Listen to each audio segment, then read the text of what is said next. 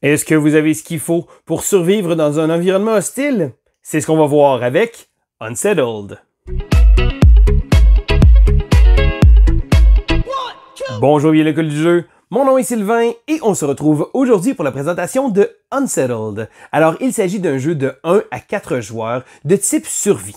Donc, les joueurs vont devoir travailler de manière coopérative pour affronter des univers très hostiles. Alors, chaque partie, chaque session de jeu va se faire environ entre 60 à 90 minutes. Donc, le jeu vient à la base avec 2 planètes à l'intérieur, mais on retrouve également différentes planètes qu'on va pouvoir ajouter. Donc, les planètes viennent avec leur lot de composantes, mais également des missions différentes. Chaque planète a d'ailleurs plusieurs scénarios possibles qu'on va pouvoir essayer d'attaquer. Donc, j'avais d'ailleurs regardé dans la description de la vidéo pour voir le lien vers la campagne de sociofinancement parce que le jeu sera maintenant offert en français. Donc, on va aller voir à quoi ressemble Unsettled. Donc, avant de débuter l'explication du jeu, je veux vous montrer cette magnifique boîte et le système de rangement que je trouve vraiment génial. Donc, on va retrouver ici, en ouvrant la boîte également, un petit diagramme pour nous montrer où vont chacun des plateaux.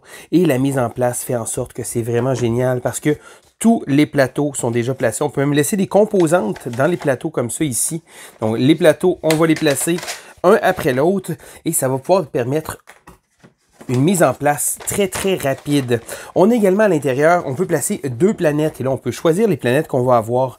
D'ailleurs, à l'intérieur de chacune de ces planètes-là va se retrouver les différentes composantes et le tout va être vraiment bien fait parce que oui, on a le petit fascicule et tout va rentrer dans cette petite boîte-là. Donc ça se trouve à être toutes les cartes, les composantes, les choses qu'on va avoir besoin vont se retrouver ici. Donc ça fait en sorte que la mise en place est très facile et même dans cette boîte-là, on va retrouver comme ça ici 2 planètes. Et là, si jamais on veut apporter la boîte quelque part, c'est très facile de pouvoir choisir 2 planètes qu'on va pouvoir placer. Donc, on retrouve également dans le fond les restes des composantes, donc tous les personnages, les tuiles ici qu'on va avoir. Donc, les personnages, les miniatures, ainsi que les dés. Donc, placés ici. Ça fait en sorte que la mise en place est vraiment bien pensée. Un peu comme un jeu vidéo qu'on va simplement avoir besoin des différentes cartouches de jeu pour pouvoir y jouer. Donc, avant de commencer, je tiens à mentionner qu'il est très difficile de réussir à cadrer tous les éléments du jeu. Donc, chacune des parties va se faire avec certains éléments qui vont être toujours sur place. Donc, les différents plateaux qu'on retrouve tout autour de l'aire de jeu vont être là, ainsi que le plateau de joueurs comme ça, avec les dés. Mais ensuite de ça, pour le restant de la mise en place, on va devoir se baser selon les boîtes, donc selon les planètes comme ça. Donc, notre planète nous donne également un niveau de difficulté. Et à l'intérieur de cette planète, on va avoir un petit fascicule comme ça qui va nous expliquer les grandes lignes avec un peu de texte narratif ici comme ça, ainsi que les règles de base qu'on va retrouver tout au courant de la planète. C'est important de se familiariser avec ceci pour pouvoir justement bien attaquer les scénarios. On a également des petits aides comme ça pour nous aider à progresser tout au courant de la partie et également de ne pas oublier de placer un petit cube ici comme ça lorsqu'on quitte la node. Et là, ça c'est propre à cette planète-là. Il faut savoir que chacune des planètes va également nous offrir différents scénarios. Donc, on a ce qu'on appelle des tasks. Et là, on va choisir. Donc, par exemple, ici, on pourrait choisir le vert, le jaune. Mais là, on a choisi ici comme ça la task bleue. Et là, ces tâches-là vont être les différentes choses qu'on va devoir faire pendant le scénario. Elles vont se faire un peu comme un livre. Donc, encore une fois, beaucoup de textes narratifs ici à lire. Et on va l'ouvrir ensuite. Ce qui va nous proposer une mise en place. Et là, le jeu nous explique la mise en place qui a d'ailleurs été faite ici comme ça, ainsi que le premier objectif. Et lorsqu'on va avoir complété l'objectif ici, on va pouvoir continuer comme ça. Il va y avoir un second objectif et ainsi de suite. Donc, même au sein d'une même planète, les parties vont être différentes parce qu'on a différentes tâches qu'on peut attaquer. On a également un assortiment de cartes différentes qui vont être selon les planètes, de breakthrough ici, donc d'avancées technologiques, et également d'environnement qui vont venir jouer. On a aussi des opportunités qu'on va placer sur le côté du plateau. Donc, après avoir commencé ici et fait la mise en place, on est maintenant prêt à commencer. Donc, le but principal va être de réussir à compléter notre tâche et ce, avant que le temps qui nous est alloué descende. Parce que tout au courant de la partie, on va être amené à faire descendre notre petit cube d'endurance. Et c'est lorsque le cube d'endurance arrive ici comme ça, à ce moment-là, notre personnage ne pourra plus agir. Et là, tout ça va être géré avec une piste du temps. Donc, un des plateaux ici comme ça. Et la plupart des actions et des choses qu'on va faire vont nous faire descendre sur la piste de temps. Et lorsque la piste de temps doit être amenée à reculer une dernière fois ici, donc on voit les joueurs vont baisser leur endurance et on va replacer ça ici comme ça. Donc ça va être un des éléments les plus importants du jeu parce que la plupart des choses qu'on va faire vont nous coûter du temps. Donc, en début de partie, chaque joueur a récupéré justement son plateau de jeu comme ça ici. Il va avoir le cube d'endurance, il va également avoir un cube de insight qui se trouve à être le cube de recherche scientifique. On va également recevoir 2 petites tuiles comme ça, on va devoir en choisir une. D'ailleurs, on invite les joueurs à se consulter entre eux, étant donné que on doit vraiment travailler en équipe pour pouvoir réussir. On peut également prendre une petite pastille ici comme ça pour pouvoir donner un peu plus de personnalité et de look à notre personnage. Mais le jeu va tourner autour de ces 3 dés-là. Et là, contrairement à ce qu'on peut voir souvent avec des jeux de dés, on n'aura pas à brasser ces dés-là. Ces dés-là vont servir pour toutes les actions qu'on va pouvoir entreprendre pendant la partie. Donc, on a 3 couleurs différentes et selon certains éléments, on va être amené à recevoir des bonus. Donc, par exemple, si je vous montre le plateau ici comme ça, si jamais je placerais le dé bleu ici comme ça, je vais recevoir un bonus, donc de insight. Je vais pouvoir faire monter d'ailleurs le petit cube comme ça. Et lorsque le cube va être rendu en haut et devoir se déplacer, à ce moment-là, je vais pouvoir recevoir une avancée technologique. Je vais pouvoir ensuite choisir une nouvelle face de dés. Donc, c'est des dés qu'on ne brassera jamais parce qu'on choisit quelle face on désire avoir.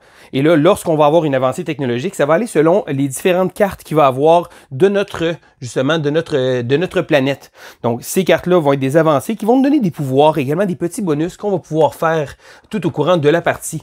On va être amené à pouvoir prendre des petits jetons comme ça qu'on va placer ici comme ça. Donc, les joueurs vont pouvoir accumuler des jetons et ces jetons-là vont également servir pour différentes missions qu'ils vont devoir entreprendre. Donc, lorsqu'un joueur va prendre un dé pour pouvoir le placer sur une case, donc par exemple ici le joueur voudrait prendre l'action ici de traverser, vous allez voir sur le petit cube ici, on a une petite flèche qui descend. On va donc descendre le cube qui va arriver à 1 comme ça. Et là, certaines actions comme rest vont nous faire monter notre valeur et cette valeur-là va être très importante parce que lorsqu'on va arriver ici comme ça, on va perdre du temps. Et comme je vous racontais, le temps est une denrée très importante à devoir gérer. Donc, lors d'un tour de joueur, le joueur va devoir faire quelques actions et ça, c'est très bien indiqué sur l'aide de jeu comme ça ici. Donc là, je vous présente l'aide de jeu qui va nous montrer les actions principales. Elles peuvent être faites dans l'ordre qu'on le désire, donc on peut les faire comme on veut. Donc, on va pouvoir se déplacer, donc ici de bouger, donc à la base de 1, et utiliser nos 3 dés de focus. Donc, comme je vous expliquais, nos dés, on va devoir les jouer, on va varier la valeur selon le type d'action qu'on a fait, mais une de ces actions-là doit obligatoirement être sur le rest, donc le petite case pour se reposer comme ça. Et ça va également faire avancer le temps. Donc, on va pouvoir placer nos 2 autres cubes vers n'importe quel autre endroit, donc les actions qu'on a disponibles sur notre plateau, mais également certaines actions qui vont être disponibles sur les plateaux secondaires. Et là, les plateaux secondaires comme ça ici, on va pouvoir aller chercher de l'information, donc des databases ici comme ça, également aller chercher des matériaux et peut-être éventuellement aller chercher également des charges qui vont nous servir pour utiliser différents pouvoirs. Et pour nous aider, on a également Luna. Alors Luna est le petit intelligence artificielle comme ça ici qui va pouvoir se déplacer. Et pendant un tour de jeu d'ailleurs, Luna, donc manipuler une Luna, se trouve à être une des actions principales qu'on va pouvoir faire. Donc on se dit se déplacer, utiliser nos dés de focus, mais on peut déplacer Luna et on peut également scanner pour pouvoir sur la node de Luna. Donc Luna va nous permettre de pouvoir aller chercher justement de l'insight, donc de l'information, et également aussi des cubes verts qu'on va pouvoir aller chercher. Donc on va pouvoir excaver pour que les joueurs puissent les prendre. Donc, lorsqu'on va déplacer Luna, c'est très simple. On déplace Luna d'une case et lorsque Luna va arriver sur une nouvelle carte, elle va révéler cette carte-là. Et là, ça va être très important parce que ça va nous permettre de pouvoir avancer sans payer les contraintes. Vous allez voir ici, sur les intersections, on a des petits icônes. Et là, ça se pourrait que ce soit ça, donc de l'insight. Donc, en se déplaçant, on réussit à apprendre un peu plus sur l'environnement qui nous entoure. Mais également, il va y avoir des icônes de temps. Et lorsqu'on va transporter, donc on va se déplacer manuellement à travers les différentes cases comme ça ici, on va devoir payer les 2 ressources des 2 côtés, s'il y a lieu. Mais par chance, Luna est immunisée à ceci, donc Luna va pouvoir se déplacer comme ça ici. Donc lorsque les joueurs vont se déplacer, on va pouvoir aller chercher des nouvelles nodes. Certaines nodes vont nous offrir des possibilités, donc selon les différents icônes qu'il va avoir, donc on va interagir avec l'univers autour de nous.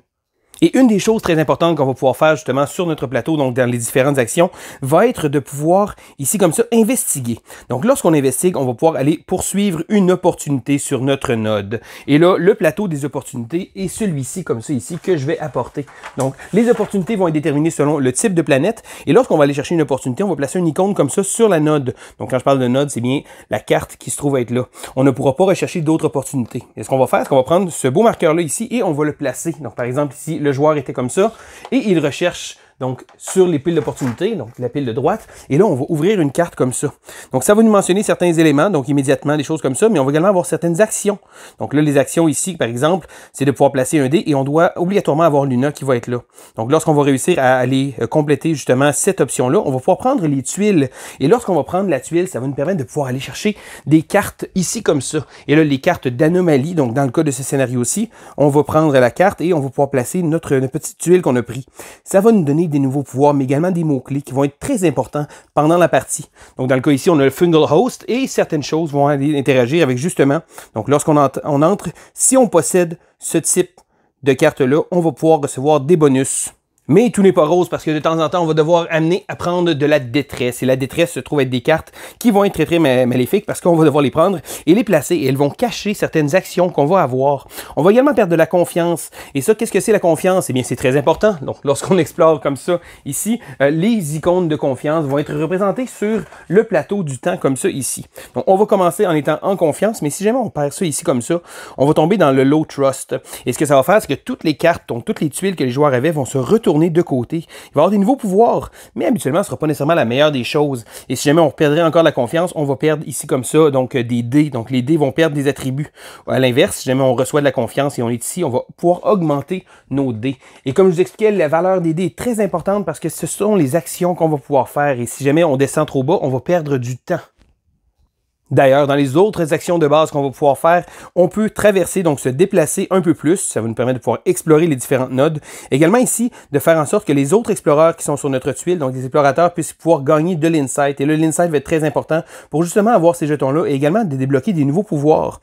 On va également pouvoir aider nos explorateurs. Donc, si jamais il y a un explorateur sur la même case que nous, on va pouvoir justement augmenter la trust qu'on a, la confiance. Et on va pouvoir enlever des icônes de détresse.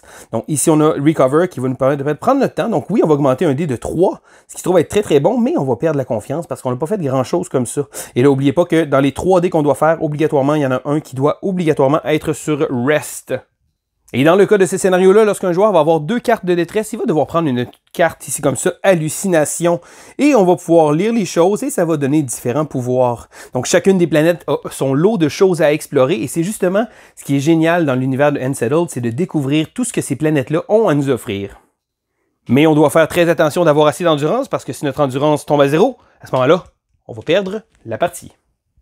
Et voilà, ça fait le tour de l'aperçu de Unsettled. Alors, si les jeux coopératifs très très serrés de type survie vous intéressent, je crois que ça vaut la peine de jeter un coup d'œil à ce jeu-là. L'aspect narratif de chacune des missions va nous immerger dans une nouvelle planète, dans des nouveaux environnements, et je trouve ça très intéressant que chacune des planètes ait plusieurs scénarios à son actif. Juste avec la boîte de base, les planètes qui s'y retrouvent ont déjà amplement de choses, mais comme si c'était pas assez, le jeu nous propose plusieurs planètes supplémentaires. Une autre chose que j'ai aimé, c'est le rangement. Le rangement est vraiment génial parce que, contrairement à beaucoup de jeux de ce type-là, que c'est très très long à ressortir, ici, on ouvre la boîte et les différents plateaux vont se placer immédiatement sur la table. Ça fait en sorte que la mise en place est très très rapide. Donc oui, ça prend de la place autour d'une table, mais ça nous projette dans un monde vraiment génial et ça nous donne une expérience de jeu vraiment super. Que ce soit pour jouer en solo, en contrôlant 2 personnages, ou à plusieurs joueurs autour de la table, je pense que Unsettled va savoir satisfaire les gens